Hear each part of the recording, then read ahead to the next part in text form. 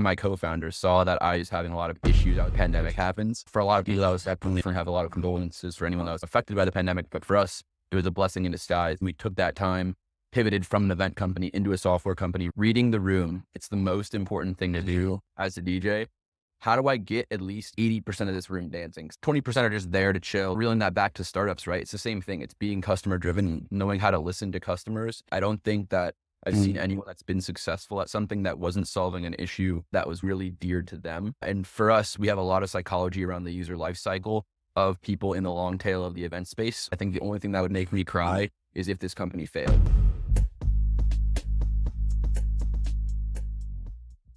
First question to you is, bring me back to 2019. You had already founded a company while you were in high school. You had been working with another startup during college, and then you meet your co-founder, you start POSH. And tell me the process of starting the company and dropping out. Bring us back to that story. Yeah, I think it was a lot different than the usual like story that a lot of people think happens, where it's like people have an idea and they drop out immediately, right? It was kind of right. Honestly, it was very natural. And at first it started out as just me and my co-founder had met on Instagram. Actually, he shot me a message and wanted to shoot me playing gigs in the city. So he was a photographer, I was a DJ. He was like, yo, dope music, would love to come through your gigs. And we became friends through that. And after a few gigs we worked on together, we were working for a few of the same like event organizers in New York City. And we realized that they just kind of weren't serving the needs of our friends that we were bringing out to these events. So we actually started POSH, even incorporated it, called POSH as an event company. It wasn't even supposed to be a software company. And we were just hosting weekly college events for New York City college students around the city. So Columbia, NYU, PACE, etc. And we hosted about 13 events between October 2019 and the fateful March 2020. But by around February-ish of 2020, right before the pandemic, Eli, my co-founder, saw that I was having a lot of issues. I was doing a lot of the marketing and I was having a lot of issues managing the events through products like Avante Price, you name it. We actually were using some more like niche products. We were really digging and churning like every single event. Finally he was like, yo, I'm technical. We had bonded over the previous startup experience we had, like you mentioned. And he actually built us the MVP of the product. But even at that moment, it wasn't supposed to be a software company. It was supposed to be software for us to use for our own event management. And so effectively he built this product. We used it for 2 events, scaled from like 200 to 500 students per event. And then pandemic happens. And, you know, for a lot of people that was definitely have a lot of condolences for anyone that was, affected by the pandemic. But for us, it was a blessing in disguise because effectively we took that time, pivoted from an event company into a software company, realizing how powerful it was for us, even after just 2 events, and took that entire kind of time from March to October of 2020 to white label the original tools that Eli had and, king out all the bugs. I was talking to customers, getting a bunch of product feedback, and trying to get those first initial users on board. And then we kind of consider our inception date as October 1st, 2020, because that's when we first went to market as POSH, the event company, and got our first dollar in GMV. And even at that point, we still were in school. We were still online. I was, I'll never forget, on Google Meets on one tab, Zoom on the other tab in class, while I'm like also talking to Eli. We're like remote at home.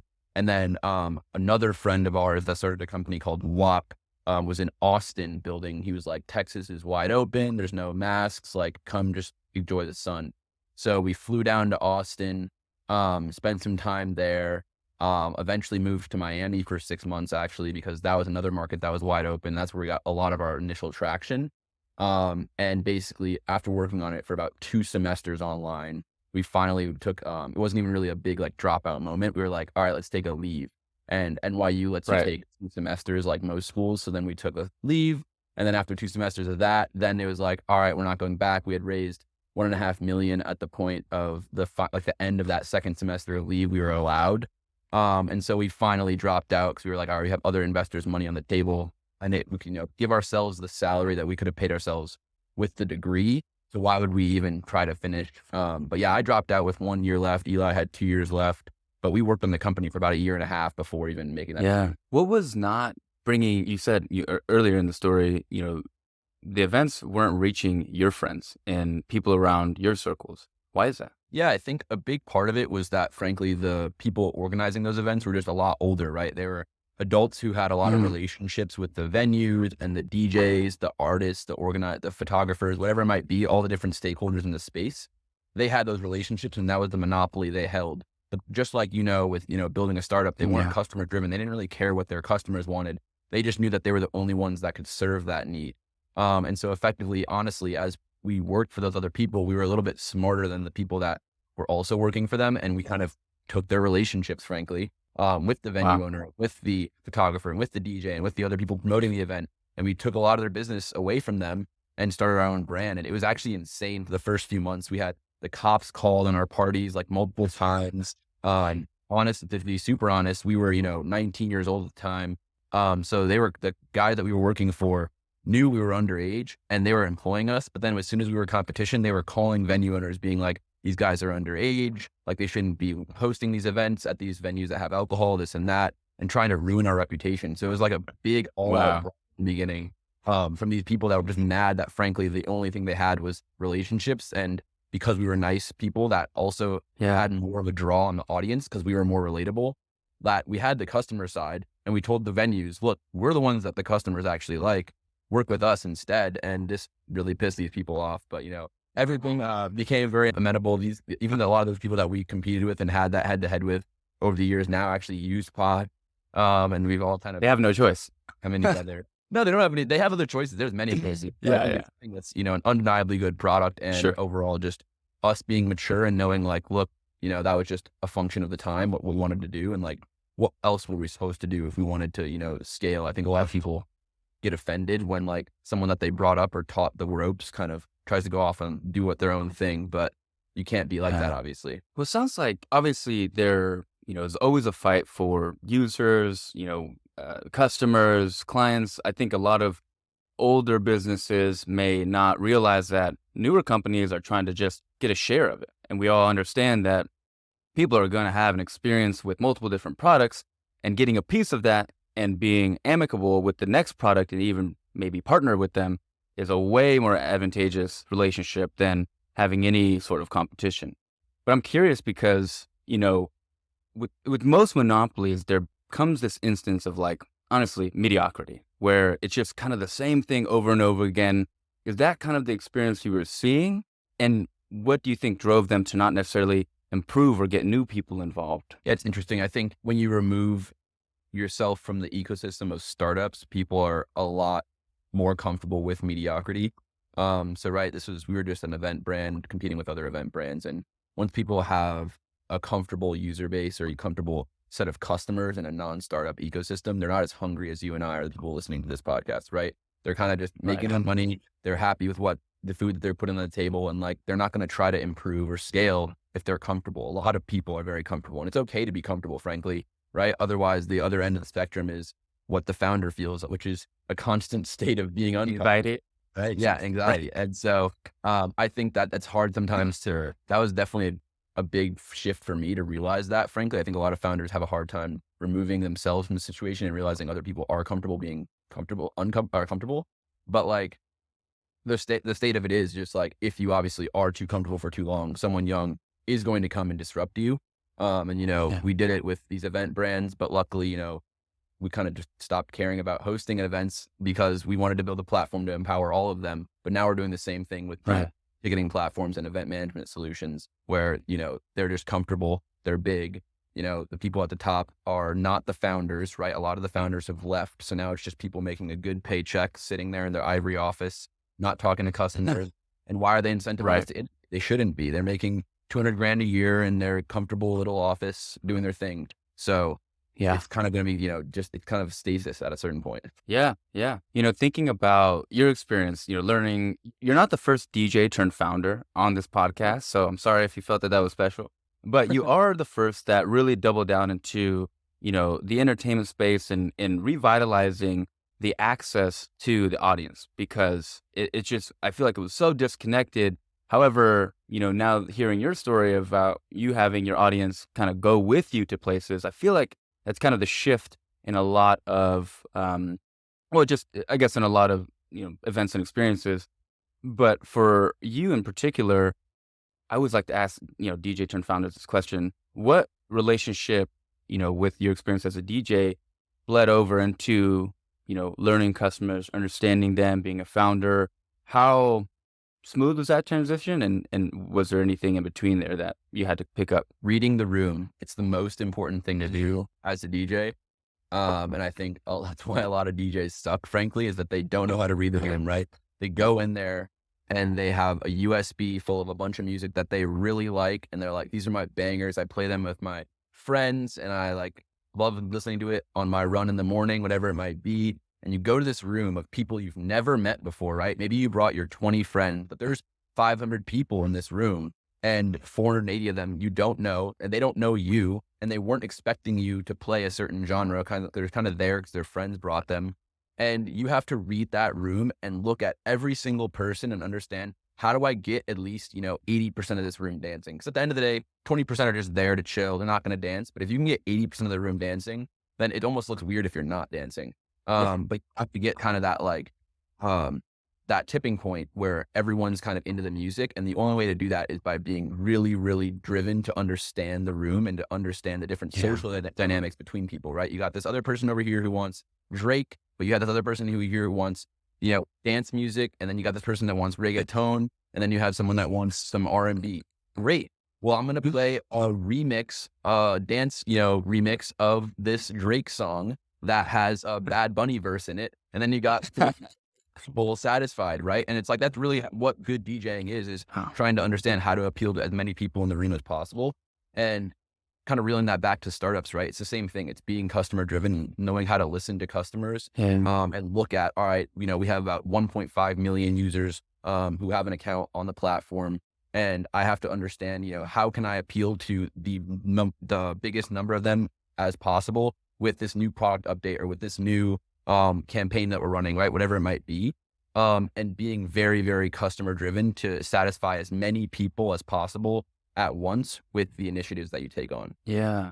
What, obviously you have the philosophy down in terms of, be customer first and ask questions, get a lot of feedback, but why do you care so much About just, POSH? the customer experience? No, the audience, it sounds like with whether it's DJing, running, POSH and creating a product out of it, there's so much care and attention you have towards the audience. Is that innate? Is that some part of your personality trait, or is that something that you learned along the way was, the right way to do things? I think it's actually none of the above. I think it's to be a really good founder, you have to be solving an issue for yourself, right? I don't think that I've seen anyone that's been successful at something that wasn't solving an issue that was really, really dear to them.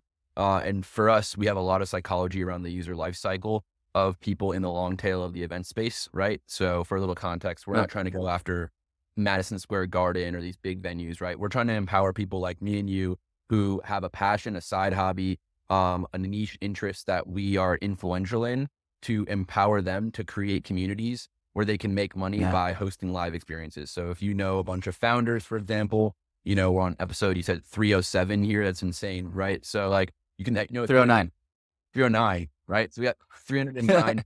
You could probably get into a room, and if you provide some sort of value, maybe you could charge them $20 to come. Now you just made $6,000, right? If they all came. And it's the same type of thing where anyone can effectively create an in real life paid experience brand. And we're trying to be the platform that empowers them. But to kind of reel it back to your question, it's about what does it take to get to that point, right? And what it takes to get to that point is first attending an experience in a niche that you're interested in. Then it's being an affiliate or a contributor to those experiences and to those communities, right? So you're not going to be a founder first. You're going to read a cool Peter Thiel article, right? Or if the more like nascent nightlife space, right? Which is kind of what a lot of our ICP is, right? You're going to go to a nice, cool nightclub and you're going to have a great time. And you're like, this is pretty cool. Then you're going to go a few times and you're going to be like, yo guys, I've been to this nice club, 10 times, like tell your friends, we should go to this spot. Now you're a contributor because you're someone who used word of mouth to contribute 5 more of your friends to go there. And now you're going to be like, I really like this place. Who's the person organizing this event? How do I get involved and get on the other side, on the supply side of this, right? Maybe you're a photographer. Maybe you want to be a bartender. Maybe you want to be the lights person, doorman, doesn't matter, right? Whatever your role is, and you can step into that. And then eventually, once you're really participating in the space from a contributor perspective, then you take that next step and become an organizer. And that's the, kind of process that I took, right? I went to my first EDM show, I'll never forget, it's Lollapalooza in Chicago. I was like a 15-year-old high schooler, fucking insane, right? 10,000 people. Yeah. And you're like, what is this? This music's awesome, da da da. And then you want to get involved, right? Then I became a DJ. I started DJing around my high school, then eventually in college. And then I wanted to start contributing to the actual hosting of the events because I was unsatisfied with kind of that next level up. And it's the exact same user life cycle for anyone using our platform, where the first step is just going to that first event. And the people that get hooked just kind of get reeled in and want to start now monetizing whatever contribution they can to this kind of social economy that we're creating. Yeah. Obviously want to get into kind of the philosophy of the product and the customer experience, but to, to finish the story out. So, you raised 1.5 million, you choose to go full-time into POSH. What was that decision like? And what were the pieces around you that you started getting into place? Like, was your team already there? Did you need to start hiring people? Did you already have an office space? How smooth was that transition going from, okay, we're doing this on the side, I'm taking classes while I'm building my company, and now like, okay, we have other people's money, we got to build something because I'm not about to lose it. What was that transition like? Yeah, it's very interesting. I think we have to build something because I'm not going to lose it. Came upon our first ever check, which was actually in the first month we launched, October 2020. We raised a 100K pre-seed. And so we had been Through like what? Just friends and family, or? no, just like an angel in our network that kind of had been following Okay. along from the sidelines. But effectively, we, in that first month processed 150K in GMV, and it was the pandemic. Like things were closed down, but I had used a lot of my network from the event space to find people doing like underground events. And we did 150K in GMV. And like, that was pretty insane that this product did Pretty 50K good. MRR and 150K in GMV in the first 30 days live. So this guy gives us 100K. He's like, all right, let's see what you can do with that. And at that point, like, I'd never taken on venture funding. I'd worked on a startup before this, like you said, but it was like, I took on, 10K from NYU. I didn't care what happened with that 10K. But Right. now someone who's like trusting me with 6 figures of their money to like go build this vision that, Eli and I had. And so that was a lot of pressure, frankly, to like be like, this is not going to fail from now on. And that's kind of when we really, really went all in. It was less of like Yeah. a side project, like you said, but we were still in school just because there was still that chance of failure. But I think we never were going to accept failure from that point on. But, we raised that Yeah. 100K, moved to Miami for 6 months, came back to New York as it was starting to open up. And then at the kind of beginning of 2021 is when we raised that 1.5, dropped out. And then we really went all in. That's when we became to like a team of around like 5-7 people. We got our first office in Soho. It was a Craigslist spot we found for $4,000 a month from some guy that was just like, giving out a COVID deal. Really, really awesome. His name was Cliff. He's a beast. We never signed a lease. It was very, very like, just like give him his cash once a month. And basically we had this space in Soho and just kind of started building there and really building up the culture and what like the foundation of the company was.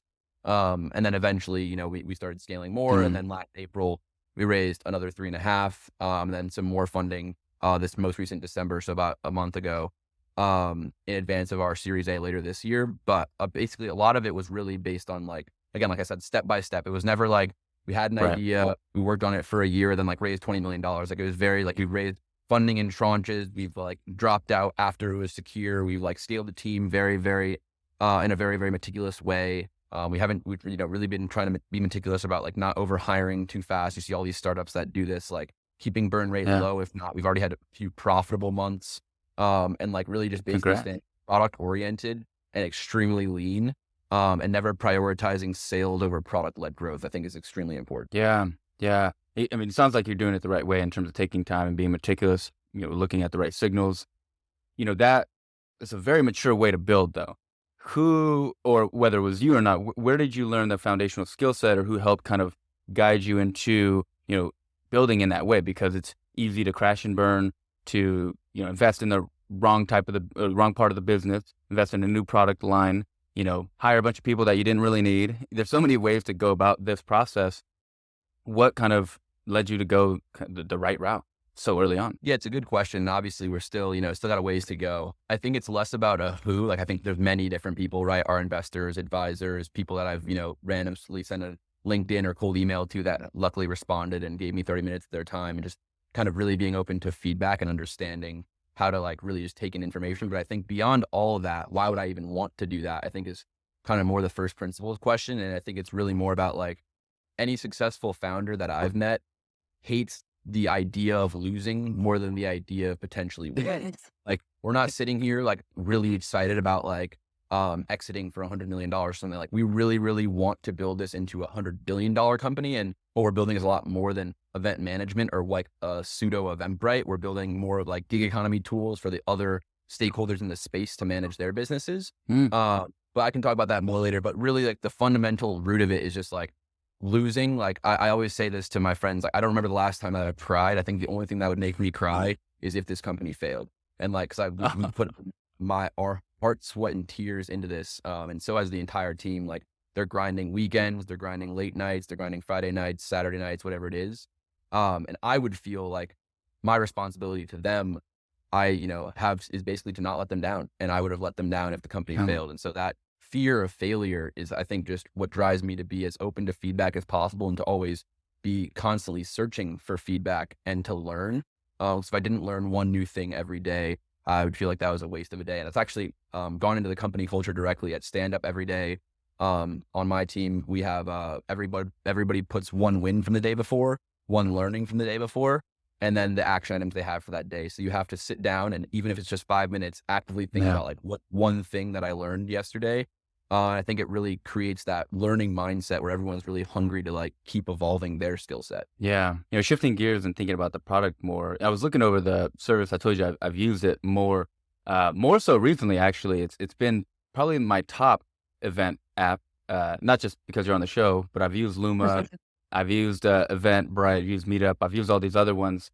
I was going to ask you, like, if you built it on a white label service, but you mentioned earlier that it is a white label service. What was the decision behind creating it in a way for others to be able to repackage it and use it themselves? Did you purposefully do that? Oh yeah. I mean, that's a lot of the root problem that we had with Eventbrite is that now in the day and age that we're in, Gen Z wants to be extremely individualistic, not in the sense of not wanting to collaborate, but instead in the terms of wanting to have their own identity. Right. Yeah. Everyone's extremely concerned with their identity on social media and to their friends and to the people around them. And the number one thing that Eventbrite or these other platforms prohibit is your identity as a brand, right? Every page looks the same. They're advertising other people's events to your page visitors on your own event page. And there's absolutely no brand identity or customization. So that was what pissed us off about pretty much everything in the market. And that's why Eli had originally built the MVP of the product, was just so we could have a page that was branded to us. But we realized that clearly that was probably the need and desire of everyone else. And so that was a really, really big part of the product in the first like year or so, frankly. Like, there were a ton of bugs. Like, I'll never forget the first ever demo I got. It was like 3-4 months into cold emailing people. People were just like, if anyone would respond, it'd be like, I'm not doing event, you would like social distance. And I was like, yeah, you're right. Then finally, guys, like, I'm hosting like the first like camp event. It was like a camp out house music event called Dirty Bird Camp In.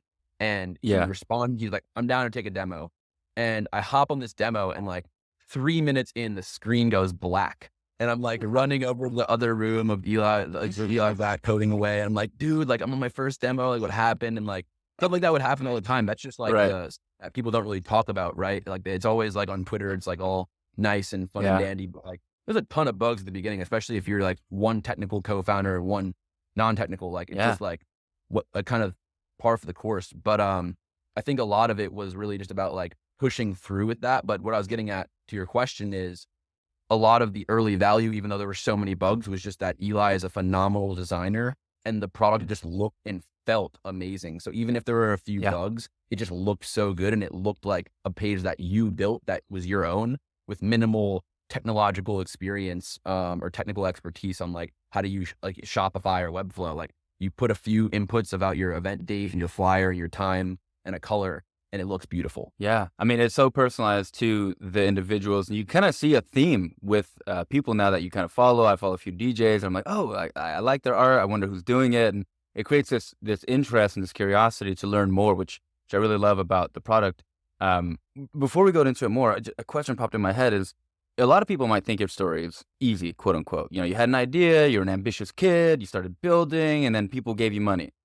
But what gave people, in your opinion, the confidence to give a young entrepreneur money? Because you can have all these ideas and have all this, how to, but, what results did you come with? What was the pedigree behind you? Whereas these, investors felt confident. I don't care about your age. I don't care about anything. what were the components where you felt gave them the confidence to invest in you? Yeah, it's a good question. I think the number one thing is, if I was to talk about like what's the number one aspect of being a founder that I don't think we've figured out to the best extent of compared to everything else, it's fundraising, right? And I think that even someone that's raised $300 million is still going to tell you the same thing, right? I think that fundraising is kind of that one black abyss where there's playbooks and there's like articles on how to best fundraise. But at the end of the day, it really is like dating, right? There's feedback and advice on dating too, but at the end of the day, like it's still a black box, right? It's very similar in practice. And so I don't want to make it seem like, yeah, the fundraising was easy at all, like you said. I think that was probably one of the hardest parts, especially because we're building in a space that, Yeah. a big problem was people kept saying like, oh, is this just another ticketing platform? And just recently, about, a year ago, we started showing people the kind of, first product editions that made us more than a ticketing platform and helped other people other than just organizers monetize on our platform, and kind of started molding this gig economy vision that we have. But until then, it was very, very difficult to get people behind a product that had been done and also failed so many times. Like people were just like, this is a monopolistic space. There's a bunch of Right. multi-billion dollar companies that are buying up market share. It's not going to happen. And no one was confident in our vision, which was, even if we didn't have the new vision that we have now to expand beyond ticketing, that being product led is more important than being a multi-billion dollar company with a war chest. Wow. Yeah. And we were very, very confident in that at the beginning. And I think the people that did give us money in the beginning saw that, like I said, right? Even though the product Yeah. been buggy from a like back end perspective, from a front end perspective, it was like, these guys know what they're doing. Like, the UI UX was phenomenal, and the customer, experience was phenomenal on the end user side. And for the organizer side, the features spoke to them because we were really iterating on a customer led basis. It wasn't me and Eli sitting in a room with a whiteboard, like, let's build this. It was like, let's Right. talk to 100 people and validate that this feature is going to help them. And our experience as organizers ourselves helped us validate those two. Like, would I have used this when I was hosting experiences? But I really think, fundamentally, it was like all the people that invested at the beginning were for two reasons. One, how product led we were and how quickly we iterated. And two, the ambition. A lot of people, at the end of the day, like, you can smell ambition if you're a really good seasoned VC. And I think like the energy that we protruded was just like, we are not going to let this thing fail. And, whether or not you believe in an idea, I think you have to believe in a founder at the early stage more than the idea. And I think that's, the people that did invest in us really, appreciate them. I think they believe in us, even whether or not they believe in the idea, frankly. Yeah. I had a few different things. I was like, it's the pedigree of having, starting two companies while you're, in school, but also I'm sure that you had, incredible results. The ambition was a huge piece.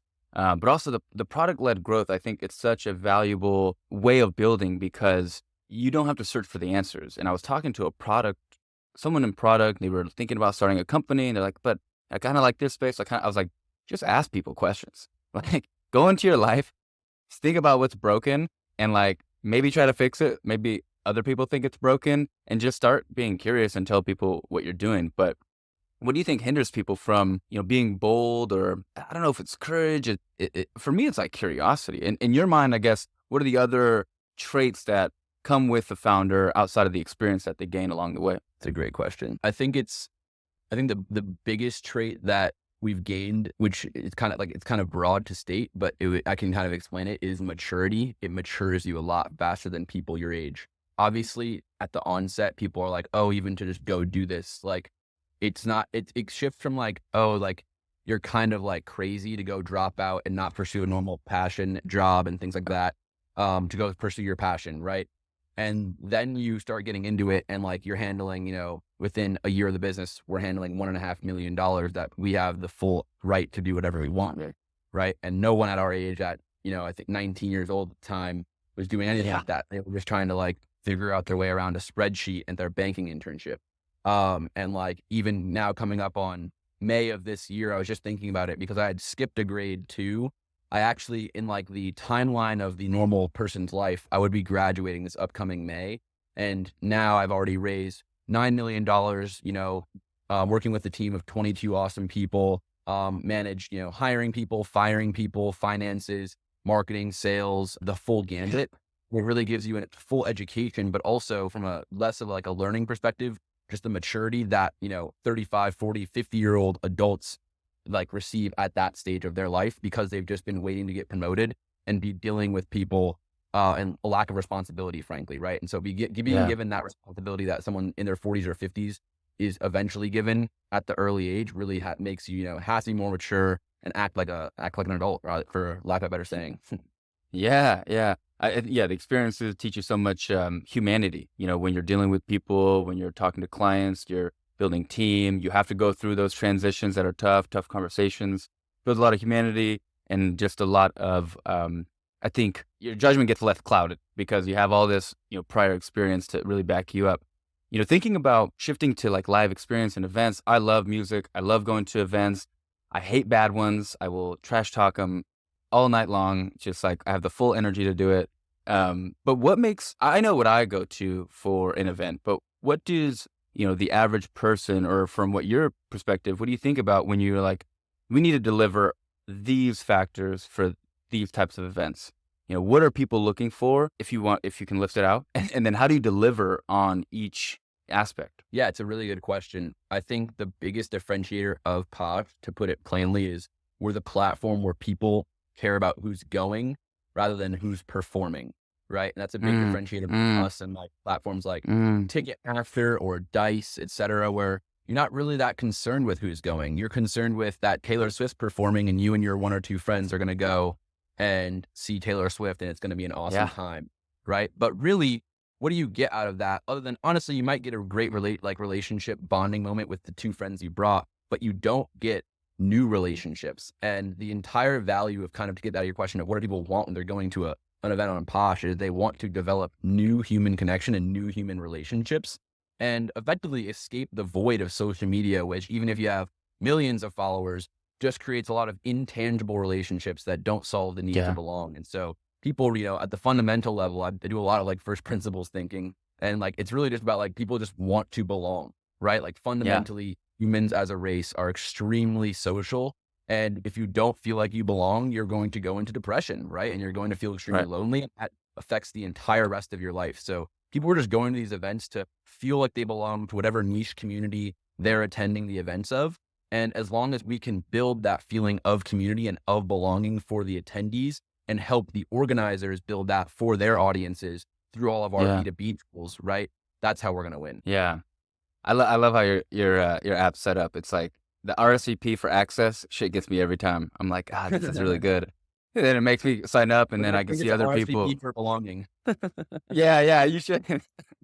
Thinking about where you are now and the traction, obviously it's incredible to see, the experience, hearing your story.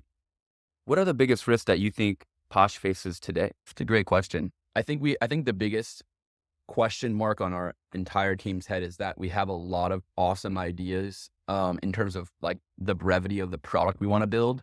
And it's just, as an early stage company, right? You have to prioritize where you put your resources. So it's like, Hmm. can we build the level of product and the, like, honestly, just amount of product that we want to build and that we know needs to exist in the world with the amount of resources that we have today? And how do we prioritize how to execute against that product vision with the resources we have in a very meticulous manner that both complements growth, but also creates new products that don't exist today, right? And when you're trying to create new products that don't exist today and innovate, there's a big like Jeff Bezos ideology of like one or two way doors. And like, that really is a one-way door, where Yeah, if you invest for 3 to 6 months on building a new product that never existed before, that money is down the drain, and it's either going to be extremely impactful for you, but there's no going back, right? And so you have to really prioritize that against iterating against, event page customization, which everyone loves us for. And by it continuing to iterate on that and increasing the, conversions through that flow, we're going yeah, to hands down increase the number of events on the platform, right? But if we invest in a new feature that never existed before on any product ever, it might dud, or it might 10x us overnight, right? And yeah, that's a very, very exciting, but also, nerve-wracking place to be in. And I think most founders, obviously, are trying to create something that's new, are probably in that space a lot. So it's really just a constant prioritization of like, do you iterate on what people love or create new stuff that the customers will love based on the feedback and research you've done and just your gut on? Also, like, there is a level of product that is just gut, right? At the end of the day, yeah, like, you have to trust your gut to go after the product vision that you have, while keeping it customer grounded. But prioritizing is constantly on our minds. yeah. Is there any door you walk through that shut behind you? In the negative light, NFT It doesn't have to be ticketing. negative. Oh, NFT ticketing. That is one where we spent like 3-4 months on that. We put 2 engineers on it for 3 or 4 months, early in like 2021, and we Yeah. built it out. It worked, and we were about to deploy it, and we were testing, just talking about it with a few like people that were in the crypto space, and they're like, "Yeah, this is cool, but I need X, Y, and Z feature to use it." And we realized if we deploy this, people that maybe if they do like it, are going to have a ton of requests, and that's going to send us down a product rabbit hole for something that we were trying to build to like, frankly, satisfy like the VCs that were like, so what part of this Yeah. is Web3? And obviously that was idiotic for us Yeah. to be like hearing about that at, in hindsight. Luckily we put it behind us. But Yeah. yeah, it was definitely one of those one-way doors that, we fully sent it and we spent a lot of time and resources on it at the early stage when resources were even more minimal. Yeah. But I think if anything, is you can treat moments like that as a learning experience. I think now it's just helped us really be more meticulous about how we approach product. Yeah. Yeah. I was gonna say it's now it's like what part of AI does this have? It was like what NFT, what crypto does this have? Now it's like what AI ML do you have built into your product? Yep. And because of that learning, we've been very meticulous about like, and we're really trying to think about, okay, like we definitely want to integrate generative AI into our product, but let's not just do it in like a cheeky way that just like says we have an AI product or feature. Let's do it in a way that actually helps people optimize their workflows. And so actually we did just drop, funny enough, our first AI feature. Doesn't really use generative AI at all. It's actually something that's existed for a while, but it's just a photo matching feature in our app where after the event, the organizer can upload all the photos that the photographer took.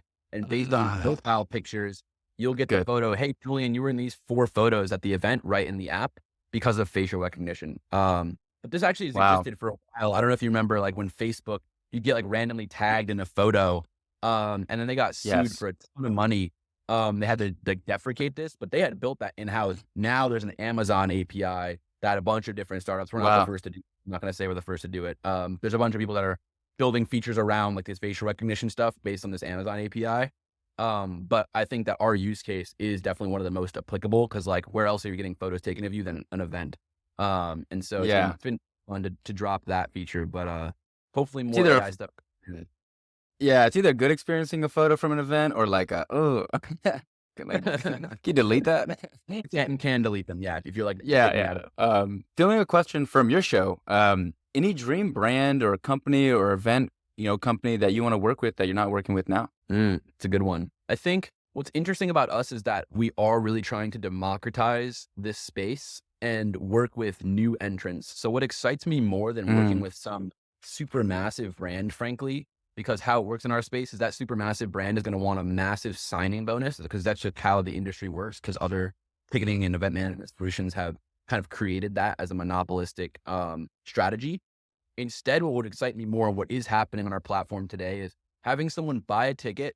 They never made money in the event space before. And 6 months later, they're making 10, 20 grand a month in side income from their paid event in whatever niche that they had an interest in before coming to the platform. And if we can empower more and more people to do that, that's a lot more exciting and opens us up to creating a new market that's never existed before, this new like social gig economy. Yeah, I was gonna say, how does it change the promoter job? It in a sense, it kind of replaced it, but it sounds like if you play it the right way, POSH is almost gonna enable you to become even that much more of a connected promoter, and maybe even expand your nightlife clientele. What does it change from the promoter job function?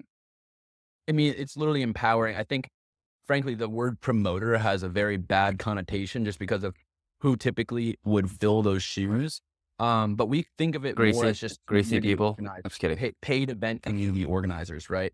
Yeah. And when you think about it from that perspective, also, you can remove the nightlife component as well. And we have a bunch of fitness events and college events like on-campus clubs, fraternities, sororities. We have festivals that use us. We have not just like music festivals, but like beer festivals or local farmers markets and things like that. So we have a bunch of really different use cases that utilize the product, but it's really anyone who's trying to congregate a community in person. I mean, I love the way you're building, anything that enables, I'm working on a community myself, and my long-term vision is to enable the members to create, and create more for themselves.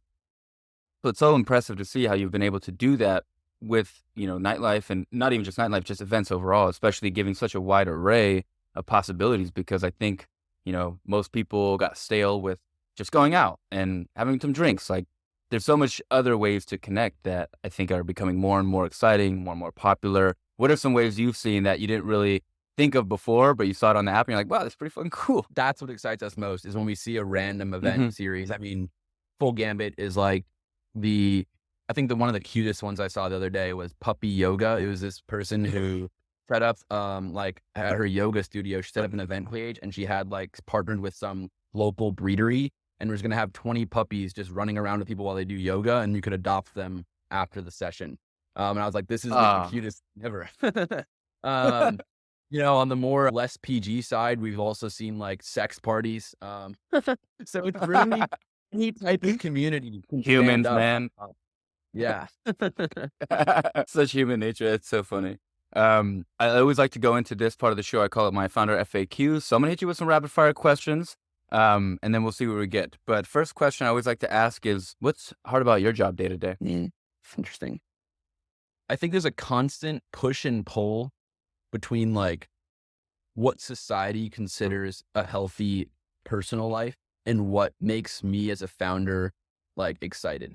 Like in the Right. sense of that, if I look outwards, people will tell me that I'm like, why am I at the office right now recording this podcast at 1 p.m. on a Saturday? But like, there's nowhere else I'd rather be than talking to you right now about what we're working on and then going to work on, this deck that I'm going to go work on, and some other things, thinking about high level strategy, and Oh the yeah. overall vision of the company, because that's what excites us most because like it's what our mission is. But I think a lot of people, think that's unhealthy or they think I'm overworking myself because they're contextualizing that against their friend that works at Goldman Sachs, putting in 100 hours a week to a job they don't like, frankly, not making a lot of impact on the world, right? And just working for the man or for someone, more senior than them who doesn't actually Yeah. care about their well-being at all. And there's a lot of hierarchical drama, et cetera, right? And so when Oh people yeah. can't contextualize that you're going after a dream, they think that, you don't have a healthy personal life. And probably I don't. But like, right?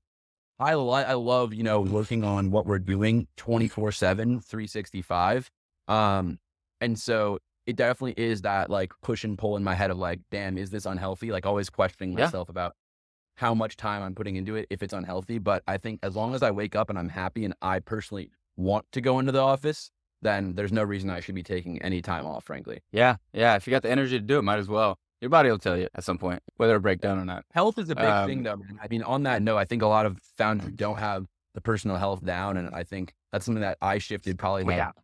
6 to 12 months ago, is like 8 hours of sleep is the absolute most necessary thing you Mhm. need in your life. And yeah, working the weekend is not working, until 4 a.m. and then getting in the office at 8 a.m. It's just working consistently and having consistency, but it's a marathon, not a race, and not like going hard for 3 days straight on a bunch of Adderall. That does not help No. anyone. And you're also not thinking straight, right? You're not having clear thoughts. It's really more about just always thinking about the company, right? This morning I went on a Right. run to Central Park and like just thought about the, company and wrote notes in my phone. Like that's not working to the extent of like being in front of my laptop, but it's still constantly Yeah. staying in that mindset and not being distracted by unnecessary, personal drama or other social random things that don't push us forward. Yeah. Yeah. If you weren't working on Posh, what would you be doing? I do think one other thing I'm very passionate about is early stage education. I think there's a lot of people, Mm. I was very lucky that my parents, frankly, were very supportive of frankly, my um, passion for like learning at an early age. And I don't come from a lot of money. I come from Chicago, kind of not really a great neighborhood, frankly. My parents are English teachers. They didn't have much money, but what they did have because they were teachers is the ability to IQ test me early, help me skip a grade when I was in 4th grade because they saw that I was testing out of all these classes and kind of like pushing forward my educational span. But I think there were a lot of my peers in those same neighborhoods that I grew up with that frankly did not get the attention they needed, even though they were just as smart and just as driven as me. They didn't have those resources. And so I have always told myself that after Posh, I love connecting people. But what I also would love to work on is something that helps provide opportunities to people that are smart and driven at the early Yeah. age of like 10 to 15 years old, but just might not have the parental resources or they might be at the wrong school and providing them, with the educational resources and opportunities to get into things like technology. Yeah. I tell people all the time, it's a huge education gap. And as long as you feed kids and give them a lot to do, they'll have positive outcomes. People are naturally curious and naturally gravitate towards things that are positively rewarding. But there's just not a lot out there. So it's amazing to hear your experience. And as a, person of color, founder, do you think about that a lot, as you're building, or you're just kind of product focused and you think about that later? No, definitely. I always think about it. I'm always, anyone that honestly reaches out to me that is a person of color, anyone watching this that wants to reach out, like I'm always happy. And people who are, not a minority, frankly, I just love helping anyone who's kind of in the early stages and might be a little bit confused. It doesn't feel like they have all the resources they need. But yeah, it's definitely something I'm always thinking about. I think there's a lot of, people that I grew up with that thought being a rapper, or, being a, athlete were the only two options. Yeah. And then they tore their Achilles or something. And then, what's going on now. Yeah. It's sad to see for sure, because again, like I said, they were just as, if not smarter or more ambitious than me. But they just didn't see the same opportunities that luckily I was able to see by just, going to Starbucks after school every day, frankly, and just like going on like these different websites and Reddit and things. But Yeah. Well, it's amazing to hear just like from your journey, you're working in a space that you love and it's slightly adjacent to it, but completely involved. I just feel that going through the experience of life, you'll find those. And it's not so binary. It's not just these two professions and then that's it. If you want to work in sports, there's so many things around that. If you want to work in music, there's so many things around it. But there's just a lack of, I guess, a social reference for people in certain communities to see that it's possible and to see the steps along the way. Yeah. that's definitely a massive issue for sure. Yeah. Yeah. Thinking about what's impacted and influenced you in your career up to this point, you mentioned Peter Thiel a few times, but what books would you recommend to a founder who's, whether, in the early stage of building a company or in the midst of, that day-to-day grind? What's something that has carried on with you throughout this experience? Yeah, there's two really good books. I do. Yeah. Peter Thiel is amazing. 0 to 1 is really awesome. And I think in the same vein, Blue Ocean Strategy is another big one. That is very popular. And both of those books kind of put you in the same mindset of how do I not compete with others, but how do I think from a first principles perspective about what doesn't exist today and how does that meet fundamental need that humans have, right? To build something that could be worth $100 billion. Because I think at the end of the day, like building something that's competitive with someone else or only marginally better with a couple features is just a losing game, especially as a startup, right? You don't have the resources that they have. You have to be building something that's 10 times, 100 times better than what exists on the market. And the only way to do that is not with a few features, because they can build features all day. It's by creating network effects, creating a brand, creating things that are impenetrable, right? Through your product, right? And through your company. But things that will literally make you 100 times more valuable to your customers than what they're currently using.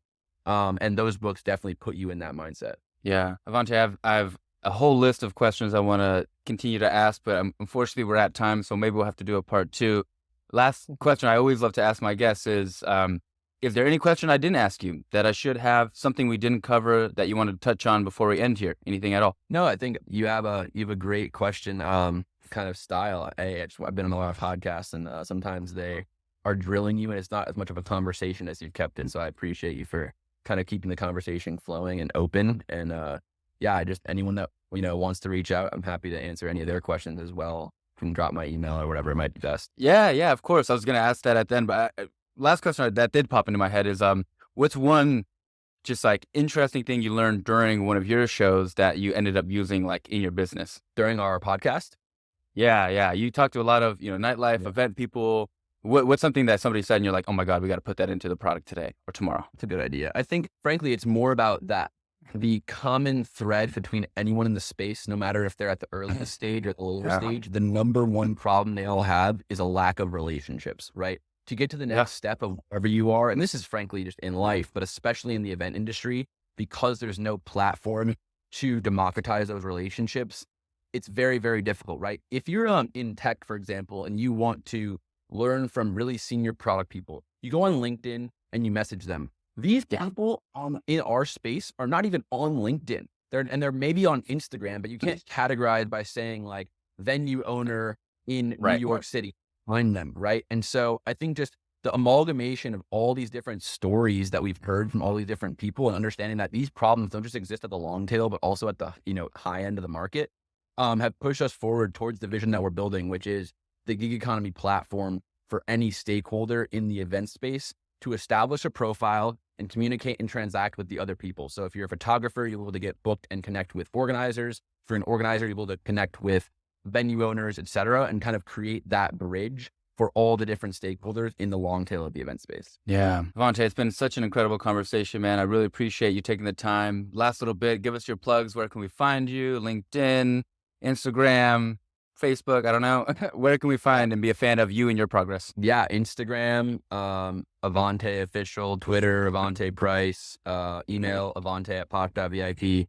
People cold email me all the time. Sometimes I think founders are too protective of their email. Please cold email me. If it's good, if you're working on something dope, I will definitely like to take 30 minutes and chat with you. Shoot shit. Love it, man. Well, thank you so much again for joining Behind Company Lines. Thank you, Julian. Of course.